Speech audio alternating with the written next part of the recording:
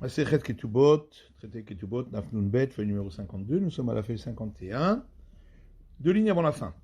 Ubekohenet, lorsque elle est la femme d'un prêtre, Ahaderinech limdinater vechoule, dans les clauses de la Ketouba, il sera écrit que si tu deviens captive, je te libérerai et je te ramènerai à ton endroit d'origine, puisque il ne peut plus la reprendre, s'il est prêtre. Amar Abaye dit Almana le Kohen Gadol, s'il s'agissait d'une veuve qui s'était mariée avec un grand prêtre, Chayav Lidota, là aussi il a l'obligation de la racheter si elle tombe captive. Chez Anikoreba ou Bekohenet Adrinech Limdinater, puisque on peut appliquer la clause de la Ketouba qui veut que il lui écrit si tu tombes captive, je te libérerai, je te ramènerai à ton endroit d'origine, ce qui est le cas puisque de toute façon elle était interdite. Mamzeret ou Netina Israël. Par contre, lorsque c'était une femme qui était interdite à son mari qui était Israël, parce qu'elle était née d'une relation interdite qui la rendait interdite à se marier avec un Israël, ou parce qu'elle venait du peuple des Natines, qui elle aussi est interdite à Israël, et Nochayav Livdota. Il n'aura pas l'obligation de la racheter si elle tombe captive, parce qu'on ne pourra pas appliquer sur elle la clause de la Ketouba dans laquelle il a écrit et je te reprendrai comme femme puisqu'elle lui est interdite. Rava Amar, Rava lui dit Kol sheisur shviya goremla chayav livdota. Si pour le prêtre c'est le fait qu'elle était devenue captive qui l'interdisait à lui, alors il a l'obligation de la racheter. Et c'est pourquoi il écrit « Je te ramènerai dans ton endroit d'origine ». Par contre, si c'était un autre interdit, comme le cas d'une veuve à un grand prêtre, où elle était de toute façon déjà interdite auparavant, dans ce cas-là, il n'aura pas l'obligation de la racheter. Les Maketanaï, va-t-on dire que cette discussion, on la retrouve chez les maîtres du temps de la Mishnah, puisque il y a une braïta qui dit Amadir et Ishto, celui qui a fait un vœu interdisant à sa femme de profiter de lui, venish bête, et elle est devenue captive. Rabbi Eliezer Omer Poda, venoten haketuvata. Rabbi Eliezer dit il la rachète, puis il lui donne le montant de la ketouba, parce qu'il ne peut pas la reprendre, puisqu'il n'a pas le droit de profiter d'elle. Et donc il ne peut pas avoir de relation avec elle. Rabbi Shomer notena ketubata venopoda. Alors que selon Rabbi Yoshua, il lui paiera le montant de la ketuba, mais il n'aura pas l'obligation de la racheter. Amar Rabbi Nathan shalti et sumchus. Rabbi Nathan dit, j'ai demandé à Sumchus. Shama Rabbi Yoshua notena ketubata venopoda. Quand Rabbi Yoshua a dit, il lui donne le montant de la ketuba, il n'a pas besoin de la racheter. Que chez Hedira Belosof Nishbit, ou chez Nishbit Belosof Hedira. Est-ce qu'on parle d'un cas où le vœu était avant qu'elle n'ait été prise comme captive ou après qu'elle avait été prise comme captive? Vamarli lo shamati. Et il m'a répondu, je ne sais pas, j'ai pas entendu. Venirim devarim. Mais il me semble plus logique de dire chez Hedira Belosof Nishbit. D'abord, il avait fait le vœu et ensuite elle était devenue captive. Parce que si on va dire que on parle d'un cas où elle était devenue captive et ensuite il avait fait le vœu, a-t-il est arroumé? Les gens vont faire ainsi par ruse et lorsqu'elle sera captive, ils feront un vœu semblable et ils n'auront pas besoin de la racheter. Alors, n'est-ce pas que la discussion ici, à savoir est-ce qu'il a l'obligation de la racheter ou pas, on parle dans le cas de la femme d'un prêtre. Parce que dans la clause de la Ketouba, il est donc écrit qu'il la ramènera chez elle et qu'elle lui est interdite. Abaye d'Amar qui est Rabbi Eliezer. Et donc Abaye pense comme Rabbi Eliezer que bien qu'elle lui est interdite de par ailleurs, il devra la racheter. Mais Rava d'Amak Rabbi Yoshua, et Rava pensera comme Rabbi Yoshua que si elle était interdite de par ailleurs, alors il n'a pas besoin de la racheter. La Gemara dit non. Achab ma'askilan que kon shenadra ihi veki yemla. En vérité, on parle d'un cas ici où c'est la femme qui a fait un vœu de ne pas profiter de son mari et lui, il a entendu ce vœu et il n'a pas annulé le vœu et donc c'est comme si c'était lui qui l'avait confirmé. Rabbi Eliezer Savar, Rabbi Eliezer pense, c'est lui qui a mis son doigt entre ses dents, c'est-à-dire c'est sa faute à lui si elle lui est interdite. Et donc c'est pourquoi il a l'obligation de la racheter. Rabbi Shua Savar, et Rabbi Shua dit non, c'est elle qui a mis le doigt entre ses dents, c'est-à-dire c'est de sa faute à elle, parce qu'elle n'avait pas à faire ce vœu, et c'est pourquoi il n'a pas besoin de la racheter. Et la Gemara demande, si c'est vraiment de sa faute à elle, d'après Rabbi Shua, Ketouba Mayavita, pourquoi il doit lui payer la Ketouba? Et tout, Omar Rabbi Nathan, et en plus, on a bien vu que Rabbi Nathan a dit, Shalti et Sumchus, j'ai demandé à Sumchus que Shama Rabbi Shua noten la Ketubata, quand Rabbi Shua dit qu'il lui donne la Ketuba Venopoda, et il ne la rachète pas, que chez Dira, le son Nishbit, ou que chez Ishbit, le son Dira. Est-ce que c'est dans le cas où d'abord il avait fait le vœu et ensuite elle était devenue captive, ou bien que d'abord elle était devenue captive et ensuite il avait fait le vœu, Vamarlo Shamati, il a dit, j'ai pas entendu. Vite, Nadra Ihi. Or, si, comme on vient de le dire, on parle que c'est elle qui a fait le vœu, Malédira le son Nishbit, Malédira le son Dira. Qu'est-ce que ça changerait si le vœu a été fait avant qu'elle soit captive ou après qu'elle soit captive? Et là, les rolam de Addera Ihu. Donc forcément, on parle d'un cas où c'est lui qui avait fait le vœu. Et Abaye, lui, expliquera les deux avis en présence selon son opinion, et Rava également selon son opinion. Abaye expliquera selon son opinion en disant, lorsqu'il s'agit d'une veuve mariée avec un grand prêtre, d'après tout le monde, il n'y a pas de discussion, il doit la racheter. Lorsqu'il s'agit d'une femme interdite à Israël, comme une femme née d'une relation interdite, ou qui est du peuple des Natines, d'après tout le monde, il n'a pas l'obligation de la racheter. Et donc de même, celui qui avait fait un vœu de ne pas profiter de sa femme et lui-même était un prêtre aussi, c'est pareil. D'après tout le monde, il a l'obligation de la racheter. Puisque selon Abaye, c'est exactement le même cas que la veuve avec le grand prêtre, qui pliguait et Bemadir et chez Israël. Et toute la discussion, dans le cas où lui était un Israël. Rabbi Eliezer Azil Betamerikara. Rabbi Eliezer dit, on va d'après son statut au départ. Au départ, elle lui était permise. Et donc, on peut appliquer sur elle la clause de la reprendre pour femme, puisqu'au départ, elle aurait été permise comme femme. Rabbi Shua Azil Betamerikara. Rabbi Shua va d'après l'instant présent, où elle est de toute façon interdite. Et c'est pourquoi on ne peut pas appliquer la clause de la Ketouba. Rava Metaret Setarbe. Rava lui va expliquer toute cette discussion selon son opinion à lui. En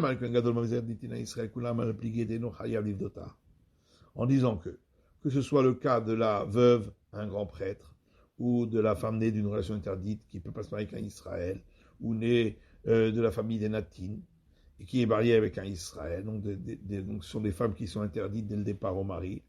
D'après tout le monde, il n'a pas l'obligation de les racheter. Qui est plié, mais m'a dire. Et donc toute la discussion ici, c'est uniquement dans le cas où il avait fait ce vœu. Ben Eshet Kohen ou Ben Eshet Israël, et il n'y a pas de différence si c'est la femme d'un prêtre ou la femme d'un Israël. Rabbi Eliezer Azil Betamerikara. Rabbi Eliezer va d'après le statut au départ. Au départ, elle lui était permise, donc on peut appliquer la clause de la Ketouba. Rabbi Shua Azil Betamerikara, sauf Rabbi Shua va d'après le statut à présent, où elle est de toute façon interdite, et donc, on n'appliquera pas la clause de la Ketouba. Nishbit, Chayav, Livdota, Verroulé. On a donc dit que si elle est devenue captive, il aura l'obligation de la racheter, etc. Tanoura Banan, ça j'ai enseigné dans une braïta. Nishbit, Bechaye, Ba'ala, Vachakach, Med, Ba'ala. Si elle est devenue captive du vivant de son mari, ensuite le mari est mort. Si le mari s'est rendu compte qu'elle avait été pris en captivité. Donc il avait déjà une obligation de son vivant. À ce moment-là, les héritiers auront cette obligation aussi de la racheter avec les biens de leur père.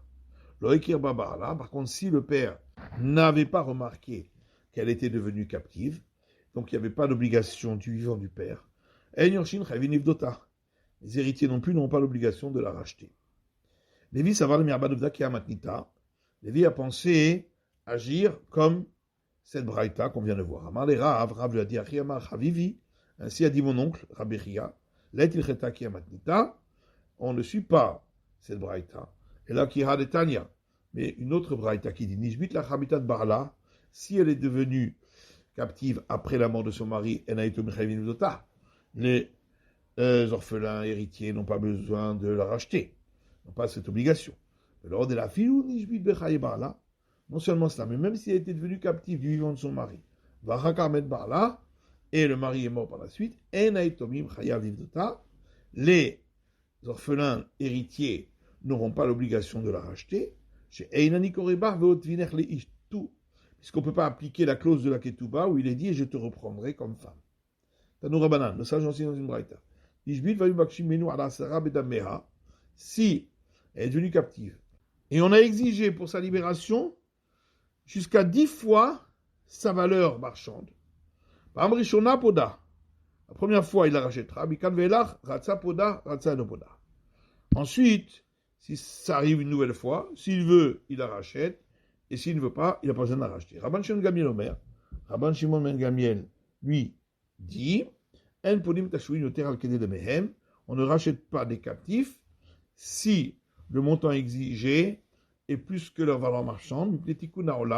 Pour la bonne marche du monde, parce que sinon, on va inciter à prendre d'autres captifs. Abirde de mehen podim. Donc ça voudrait dire que si ce qui est exigé, c'est autant que la valeur marchande de la personne, il faut la racheter. Donc même si le montant pour la racheter est plus que celui de la ketouba. Alors on objecte à partir d'une autre braïta qui dit si elle est devenue captive et on lui exigeait jusqu'à 10 fois le montant de la ketouba, pas Amrishona Poda, la première fois elle a l'obligation de la racheter, Ratsa Poda, Ratsa Elo Poda. Mais ensuite, si ça arrive une nouvelle fois, s'il veut, il le rachète, et s'il ne veut pas, il ne le rachète pas. Ramachon Gamiel Omer, Ramachon Gamiel dit, Imaya Pirkuna Koneged Ketubata, si le montant exigé pour la racheter était de la même valeur que la Ketuba, Poda, il devra la racheter. Imla, mais sinon, si c'était plus, et no Poda, il n'aura pas l'obligation. Donc il y a ici une contradiction concernant la vie de Rabban Shimon Gamiel. Une fois, il dit que il ne faut pas que ça dépasse le montant de sa valeur à elle, et une fois il dit qu'il ne faut pas que ça dépasse le montant de la Ketouba. Et l'Agmara répond, Rabban Shimon Gamiel, très coulé. Rabban Shimon Gamiel, en vérité, il va 2 fois dans le sens de la permissivité, c'est-à-dire il faut et que ça ne vaille pas plus que sa valeur marchande à elle, et non plus que ça ne vaille pas plus que le montant de la Ketouba. L'acta, Hayav Livrap Ota. La Mishnah disait que si la femme est tombée malade, il a l'obligation de payer les soins. Tanoura Banan, nos sages enseignent dans une braïta. Amalan Isonit Nirseni Tomim, la veuve reçoit la pension alimentaire des biens qu'ont reçus les orphelins de leur père, Utsricha Refoua, Areikim Zonot. Et si il faut la soigner, eh bien c'est comme la pension alimentaire, ils devront payer. Ramachon Gamiel Omer, Ramachon Gamiel dit Refoua Sheeshlo Kitzba, Nitrapet Miktubata. S'il s'agit d'un soin qui est limité dans le temps, alors, ça c'est avec le montant de la ketouba. Chez la ketouba, mais si c'est un soin qui n'est pas limité dans le temps, il s'agit d'une maladie chronique, Rikim Zonot, alors ça rentre dans le cadre de la pension alimentaire, puisque c'est pareil, c'est tous les jours et sans limite. Et donc ils devront payer cela. Amar Rabbi Yochanan, Asu, Hakazadam Eretz Israël, qui refoua chez Ein la Kizba. Rabbi Yochanan dit, on a considéré que pratiquer une saignée en terre d'Israël est considéré comme un soin qui n'a pas de limite dans le temps, puisque c'est très souvent qu'il faut le faire. Crévé de Rabbi Yochanan, Aveleu Itat Abba, les proches parents de Rabbi Yochanan il y avait la femme de leur père qui était en vie, et elle avait besoin de soins. Kol Yoma, et c'était tous les jours. Tous les camels de Rabbi Yochanan sont partis chez Rabbi Yochanan. Amar le Ou, il leur a donné le conseil suivant. Izilu kutsu lamide les refait. Allez et fixer avec le médecin de lui payer un montant une fois pour toutes, et ainsi, il s'agira d'un soin limité dans le temps, puisqu'on aura déjà payé une fois le montant, et donc, ce montant, il est payé avec l'argent de sa ketouba. Ensuite, Rabbi Yochanan, il a regretté d'avoir donné ce conseil en disant, voilà, on a fait comme les avocats, qui conseillent qui donnent des conseils à ceux qui doivent passer en justice. Mais Mais alors, au départ, qu'est-ce qu'il a pensé pour donner ce conseil? Ensuite, qu'est-ce qu'il a pensé pour dire qu'il ne fallait pas? Mais quand ça va, au départ, il a pensé agir selon le verset dans l'île d'Isaïe qui dit de ta chair, tu ne te déroberas pas. Donc, il faut aider ses proches parents. C'est pourquoi il les a conseillés. Le message savoir Adam Khashuv Shane. Et ensuite, il s'est dit, un homme important, c'est différent, parce qu'il ne faut pas que les gens aient l'impression qu'il fait du favoritisme envers certains. Matitin, Mishnah suivante.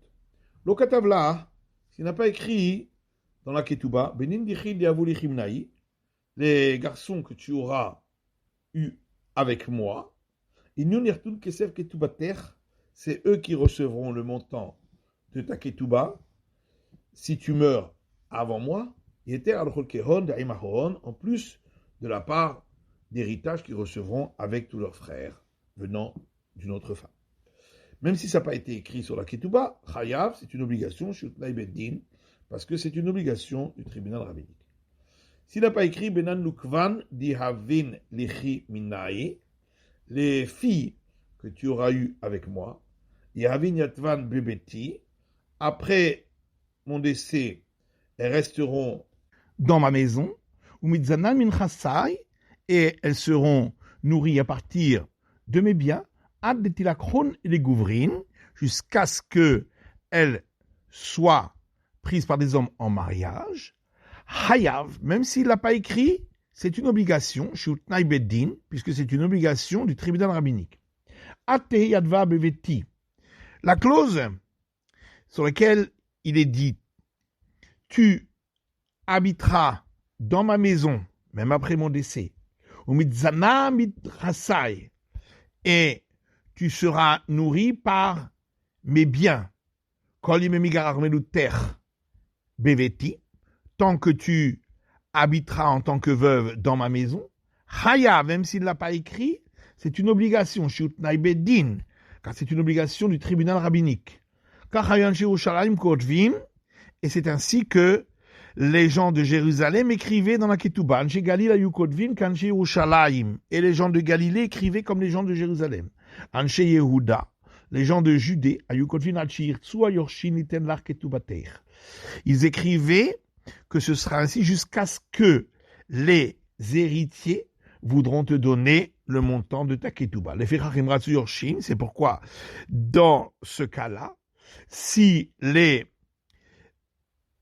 héritiers le veulent, notnin la ketubata, ils lui donnent le montant de sa ketouba au potrinota, et ainsi ils sont dispensés de lui payer ensuite quoi que ce soit. Gemara.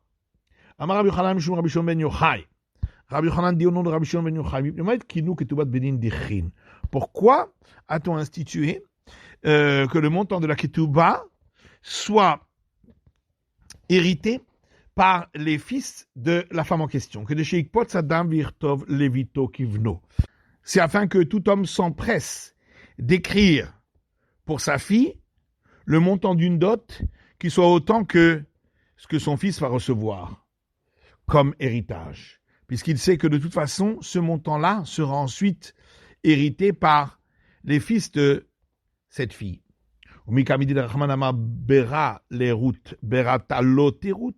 Mais est-ce qu'il est possible que, voilà que dans la Torah, il est donc dit que c'est le fils qui hérite et la fille n'hérite pas.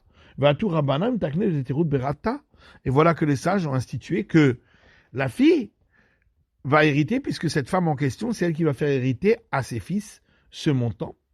Anamidoraitahu. L'Agma dit maintenant, ça aussi, c'est une obligation de la Torah d'Irtif, puisqu'il est écrit dans le livre de Jérémie, Kechunashim veolidu banim uvanot, prenez des femmes et ayez des fils et des filles, ou krolinechem nashim, et prenez pour vos fils des femmes, vet benotechem tenula anashim, et vos filles, donnez-les à des hommes. Mishlama banim biade kaime. Alors, on comprend que les fils, c'est entre ses mains de lui trouver une femme, puisque c'est l'homme qui va chercher la femme. Et la benate mikaiman beyade. Mais les filles, est-ce que c'est entre ses mains qu'elles soient mariées à un homme, puisque c'est l'homme qui va chercher la femme?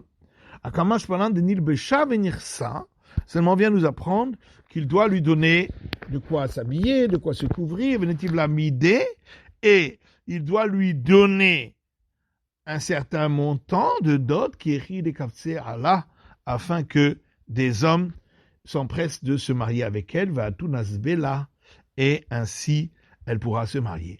Vadkama, et combien, jusqu'à combien doit-il donner pour la dot de ses filles? Abaye Rava d'Amritar Vayu, Abaye Rava disent tous les deux, allez sournirse jusqu'au 10e de ses biens. Veima de Avliro de Baal l'olerut. La Gemara dit, mais alors à ce moment-là, il devrait, les fils de cette femme, recevoir en héritage ce que le père avait écrit dans la Ketouba en tant que dot, mais non pas ce que le mari avait promis dans la Ketouba. Oui, mais dans ce cas-là, le père non plus ne va pas écrire de dot s'il sait que du mari, elle ne recevra rien. Mais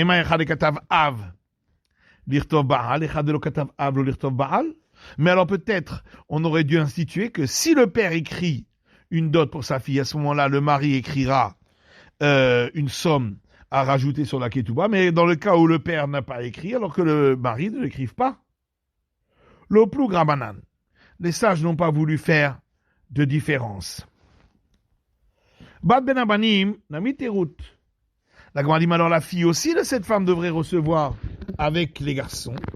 La Gemara dit, les sages ont considéré que c'est comme un héritage, et l'héritage c'est pour les fils. Bad ben abanot terut. Oui, mais alors s'il n'y a que des filles, alors chaque fille devrait recevoir de la part de la ketouba de leur mère. Et la Gemara dit, le plus grabanan, les sages n'ont pas voulu faire de différence et ont considéré que c'est uniquement les garçons. Mais pourquoi on n'a pas institué qu'on peut recevoir également ce montant en biens mobiliers? Les sages ont considéré cela comme la ketouba qui n'est perçue que des biens immobiliers. Mais alors pourquoi on n'a pas institué qu'on puisse saisir pour cela des biens qui auraient été vendus entre-temps?